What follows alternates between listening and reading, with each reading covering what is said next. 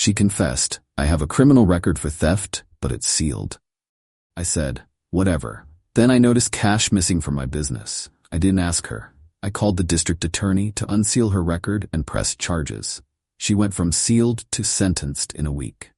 I, 31 male, own a small coffee shop. Nothing fancy, just a neighborhood spot that does decent business. Been open for 3 years, finally turning a real profit. Met my girlfriend, 28, about 7 months ago through a mutual friend. Things moved fast. She was funny, smart, seemed responsible. We'd been dating for maybe 2 months when she dropped the bomb one night over dinner. "I need to tell you something," she said, looking nervous. "I have a criminal record." My stomach dropped. For what? Theft. From a retail job when I was 22. I was stupid and desperate, and I stole from the register. Got caught, pleaded guilty, did community service and probation. The record got sealed after I completed everything. I sat there processing. 6 years ago, she did her time, completed probation, got it sealed. People make mistakes when they're young, right? "Okay," I said. "Thanks for telling me. I appreciate the honesty." She looked relieved. "You're not upset?" "It was 6 years ago. You paid your debt. It's sealed. We're good." She teared up a little, said I was the first person who didn't immediately dump her after finding out. We moved forward. Fast forward 4 months. She's basically living at my place, keeps clothes there, stays over most nights. We're not officially moved in together, but close enough. 3 weeks ago, I noticed something weird at the shop. I do my books every Sunday night. It's tedious but necessary. The cash deposits weren't matching the register totals. First week, I was short $180. Figured maybe I miscounted. Maybe one of my 2 employees rang something up wrong. Happens occasionally. Next week, short $220. Week after that, $195. I started paying closer attention. My employees are solid. One's a college student who's been with me since I opened. The other's a retired teacher who works mornings for something to do. Neither of them had access to my office safe where I keep the cash before bank runs. But my girlfriend did. I'd given her the combination months ago in case of emergency. I didn't want to believe it. Couldn't be her, right? She told me about her past. She was reformed. She wouldn't. But I'm not stupid. Last Sunday I installed a hidden camera in my office, one of those tiny ones that looks like a USB charger, pointed right at the safe. Tuesday afternoon, she came by the shop, said she wanted to grab lunch nearby and thought she'd say hi. I was out front dealing with a rush. She went to my office to use the bathroom. Checked the camera footage that night. Clear as day. She punched in the safe code, took $200 from the deposit bag, stuffed it in her purse, closed everything up. Took maybe 45 seconds total. I sat there watching the video on repeat. My hands were shaking, not from sadness, from pure rage. Wednesday morning, I didn't confront her. Didn't say a word. I called my lawyer buddy instead. "Can sealed records be unsealed?" I asked. "Depends. Why?" I explained everything. The confession, the missing money, the video evidence. He got quiet. Sealed records can be unsealed if there's evidence of a new crime, especially if it shows a pattern of behavior. You need to call the DA's office and file a police report. Thursday, I did exactly that. Filed a police report showing the video evidence, the discrepancies in my books, documented everything. The detective who took my statement was a regular customer. He knew my shop, knew I kept good records. "How much total are we talking?" he asked. "About $600 over 3 weeks that I can prove on video. Probably more before that I can't prove." He nodded. "And she has a prior for theft?" "Sealed record, retail theft, 6 years ago." "I'll talk to the DA. This is a clear pattern. They'll probably want to unseal the prior to show repeat offender status." Friday afternoon, the DA's office called me. They were filing charges, theft by employee. Even though she wasn't technically an employee, she had authorized access, and they were petitioning to unseal her prior record to establish pattern. "How long until she knows?" I asked. "We'll have a warrant issued Monday. She'll be arrested probably Tuesday." I hung up, felt weirdly calm. Friday night, she came over like normal, talking about her day, asking about mine, acting like everything was fine. I ordered pizza, watched a movie, went to bed. Didn't say a single word about any of it. Update 1 week later. Holy crap, this exploded. To answer some questions, yes, this is real. No, I didn't feel bad. Yes, she got arrested. Tuesday morning, I was at the shop when my phone rang. Her best friend. "What did you do?" she screamed. "I'm working. What's going on?" "The cops just arrested her at work. In front of everyone, she's calling me from jail saying you had her arrested." "What the hell? She stole from my business. I have video evidence." I pressed charges. "Over a few $100s? Are you insane?" Theft is theft. She has a prior record for the same thing. She didn't learn. Not my problem anymore. "You vindictive piece of..." I hung up, blocked the number. An hour later, her mother called. Different approach. "Please," she was crying. "Please drop the charges. She made a mistake. She has a problem. She needs help, not jail." "A problem?" She has a shopping addiction. Online shopping. She was in debt and desperate. It was wrong, but she's not a criminal. She literally is a criminal. Convicted 6 years ago. Did it again. That makes her a repeat offender. The first time was sealed. Nobody was supposed to know. That's not how it works when you commit the same crime again. The DA unsealed it. Shows a pattern. You called the DA? You went out of your way to ruin her life? I went out of my way to protect my business and hold someone accountable for theft. She ruined her own life by stealing. Again. Her mother started sobbing. She could go to prison, real prison, for years. Should have thought about that before she stole from me. How can you be so cold? She loved you. She loved my money more. We're done here. I hung up. Blocked that number too. Wednesday, her father showed up at my shop. Big guy, trying to be intimidating. "We need to talk. Outside. We can talk right here. I'm working." "You're destroying my daughter's life over pocket change." "Your daughter stole from my business repeatedly after I trusted her. That's on her. She paid you back." "What?" "She was planning to pay you back. She just needed time." I actually laughed. She never said a word to me, never asked to borrow money. She just stole it. That's not planning to pay me back. That's theft. "We'll pay you back right now. Double. Just drop the charges." "Can't drop criminal charges. That's up to the DA." And I gave my statement. I testified to the grand jury yesterday. They indicted her. It's out of my hands. His face went red. "You testified?" "Yup. Showed the video, showed my books. They indicted her on 3 counts of theft and 1 count of accessing a secure area without authorization. Her prior got unsealed. She's looking at serious time." "You son of a..." My employee called from behind the counter. "Sir, you need to leave or I'm calling the police." He pointed at me. "This isn't over." "Actually, it is. Get out of my shop." He left. I installed better security cameras that day. Full coverage, not taking chances. Thursday I got a letter in the mail, from her attorney, trying to negotiate. "My client is willing to plead guilty to misdemeanor theft in exchange for your cooperation in requesting leniency from the court. She will pay full restitution plus damages. She asks that you consider the impact of a felony conviction on her future employment." I called my lawyer buddy. "They want me to ask for leniency?" He laughed. "You don't have to do anything. The DA's office is handling this. They don't need your permission to prosecute. You can submit a victim impact statement if you want, but you're under no obligation to ask for leniency." "What do you think I should do?" "What do you want to do?" I thought about it. The betrayal. The lying. The fact that she did this before and clearly didn't learn. The fact that she showed no remorse, didn't even try to apologize or come clean, just kept stealing until she got caught. I want her to face the consequences of her actions. Then tell her lawyer to pound sand. I replied to the letter. Short and sweet, I will not be requesting leniency. I will submit a victim impact statement detailing the financial and emotional harm caused by your client's actions. She is a repeat offender who showed no remorse and continued stealing even after I trusted her with my business. She deserves whatever sentence the court deems appropriate. Sent it certified mail.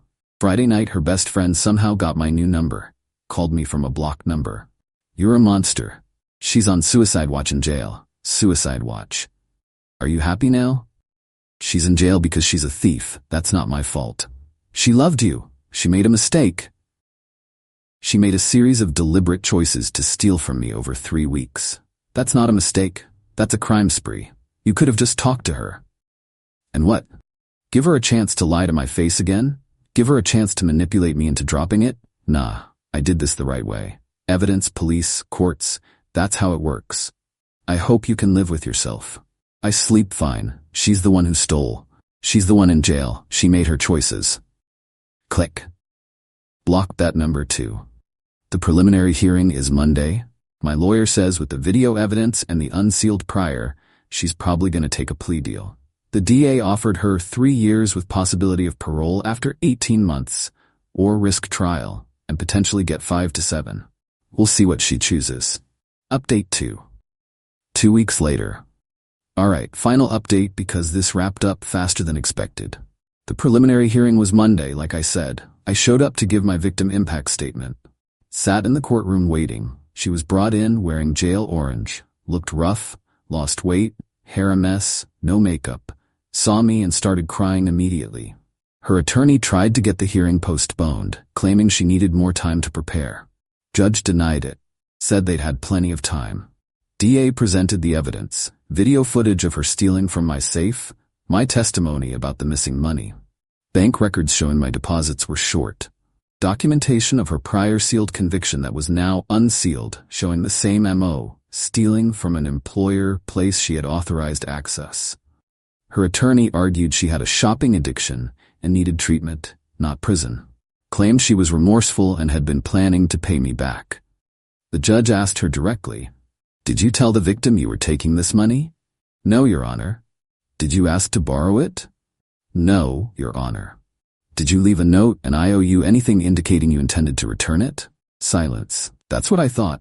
This isn't borrowing, this is theft." Her attorney then tried a different tack. Started talking about how I set her up by giving her access to the safe, how I entrapped her by not securing my business properly. The judge shut that down fast. Counselor, the victim had no duty to protect his property from someone he trusted. Your client had a duty not to steal. She failed that duty. Next argument. They went back and forth for a while. Then the DA presented the plea offer. 3 years, 18 months minimum before parole eligibility, full restitution of $600 plus court costs, 5 years probation after release. Her attorney asked for time to discuss with his client. Judge gave them 15 minutes. They came back. She took the plea. Judge accepted it, set sentencing for 2 weeks out, and remanded her back to custody. As they led her out, she looked at me, mouthed, "I'm sorry." I didn't react, just sat there. Her mother was in the courtroom, came up to me afterward. "I hope you're satisfied. You've destroyed her life. She destroyed her own life twice. She made a mistake. She committed a crime, got convicted, did it again, got convicted again. That's not a mistake, that's a pattern. She needed help, not prison. She needed to not steal from people who trusted her. She had 6 years to get help after her first conviction. She chose to steal again instead. That's on her." Her mother started crying. "She was doing so well. She was happy. You ruined everything. I didn't steal from myself. She did that. I hope you can sleep at night knowing you sent someone you supposedly loved to prison. I sleep fine. I'm not the thief." She walked away, sobbing. Sentencing was this past Thursday. I submitted my victim impact statement in writing. The defendant betrayed my trust in the most fundamental way. She knew about my business, my struggles to build it, how hard I worked to make it successful. She had access to my office and my safe because I trusted her. She repaid that trust by stealing from me repeatedly. This is not her first offense. She was convicted of the exact same crime 6 years ago. She learned nothing from that experience. She is a repeat offender who shows a pattern of stealing from people and places that trust her. I am not asking for maximum sentencing, but I am asking that the court impose a sentence that reflects the seriousness of her actions and protects future potential victims from someone who clearly has not learned from past mistakes. I have lost not only money but also my ability to trust people. I second-guess every employee, every person who comes into my shop. That damage is real and lasting. The defendant made her choices. She should face the full consequences of those choices. Judge read it in court, looked at her. "Do you have anything to say before I impose sentence?" She stood up crying. "I'm so sorry. I have a problem. I need help. I know what I did was wrong. I was going to pay him back, I swear. I just needed time. I didn't mean to hurt him. I loved him. I love him. Please, I'll do anything. I'll go to treatment. I'll pay him back, anything. Just please don't send me to prison." Judge was unmoved.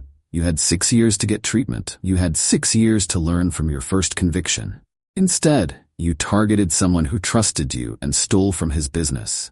This court sees no evidence that probation or treatment alone would protect the public from your behavior. I hereby sentence you to 3 years in state prison, with eligibility for parole after serving 18 months. You will pay full restitution of $600, plus court costs of $1,200. Upon release, you will serve 5 years of supervised probation with mandatory theft counseling and prohibition from employment in any position involving cash handling or financial access. This sentence is to run consecutive to any violations of your previous probation, which this court is noting for the record. Wait, what? Violations of previous probation? Turns out, part of her sealed plea deal 6 years ago included a 10-year probationary period where any new theft conviction would result in additional time. Nobody caught it until now. The judge added another 18 months for the probation violation. Total, 4.5 years in state prison. Minimum 3 years before parole.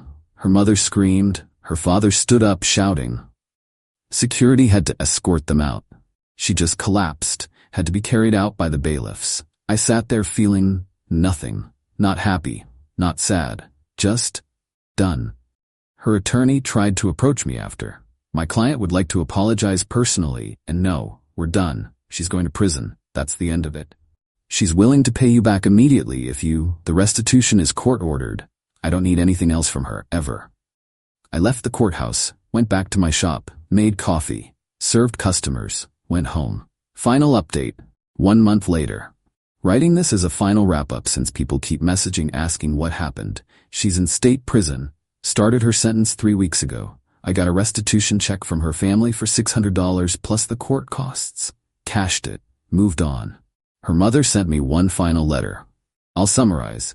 I'm a vindictive monster who destroyed a young woman's life over a small amount of money. I should be ashamed. She hopes karma gets me, the usual. I didn't respond. Threw the letter away. Her best friend posted a long rant on social media about me, didn't tag me but everyone knew. About how I set her up and went nuclear over a small mistake. How I could have just talked to her. How I'm a heartless, cruel person who enjoys seeing people suffer. A bunch of people who actually know me responded. Pointed out that stealing $600 from a small business isn't a small mistake. That she's a repeat offender. That I had every right to press charges. The friend doubled down, said I was traumatizing my ex by prosecuting her, that I should have just let it go. One of my regulars commented, so if someone steals from you repeatedly, you should just let them? That's not how the world works. Actions have consequences. She stole, she got caught, she's facing consequences. That's justice, not trauma. The thread got locked. I never responded to any of it. The shop is doing fine. Better than fine, actually. I'm less stressed, more focused. Hired a new part-time employee to replace the hours my ex used to hang around. Changed the safe combination. Added more security cameras. Instituted a new policy. Nobody but me has access to the office safe. Period. My employees have been great. They know what happened. Small neighborhood, word spreads. They've been extra vigilant, extra supportive. Business is actually up. Apparently people respect an owner who doesn't let themselves get walked on. I went on a few dates, nothing serious yet. Trust issues are real, not gonna lie. First date question is, now, do you have any criminal convictions I should know about? Half joking, half not. My lawyer buddy says she'll probably apply for parole after 18 months on the theft charge, 3 years on the probation violation. Might get out in 2 to 3 years with good behavior. I don't care. She's not my problem anymore. Someone asked if I feel guilty. Honest answer? No, not even a little bit. She had 6 years after her first conviction to get help, to change, to become a better person. Instead, she found someone who trusted her and stole from him. That's not a mistake. That's not an addiction. That's a choice. A series of choices. She chose to steal. She chose not to come clean. She chose to keep stealing. She chose to lie. She chose to play the victim when she got caught. I chose to protect my business and hold her accountable. Those are the only choices I made. The justice system did the rest. Some people think I went too far, that I should have given her a chance to explain, to pay me back, to get help. Those people can think whatever they want. They didn't have someone they trusted steal from them. They didn't build a business from nothing and watch someone take from it without remorse. I did what I had to do. Gathered evidence, filed a police report, testified honestly, let the system work. She's where she belongs. I'm moving forward with my life and my business. That's all there is to it. To everyone who supported me through this, thank you.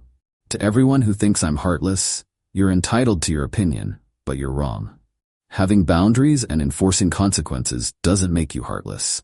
It makes you someone who respects themselves. She had a sealed record because she got a second chance after her first conviction. She threw away that second chance by doing the exact same thing again. Some people don't learn, some people don't change. That's not my responsibility to fix. I'm done updating, I'm done thinking about this, I'm done with her. Time to live my life. More great content is coming. Subscribe and turn on the notification bell so you don't miss out.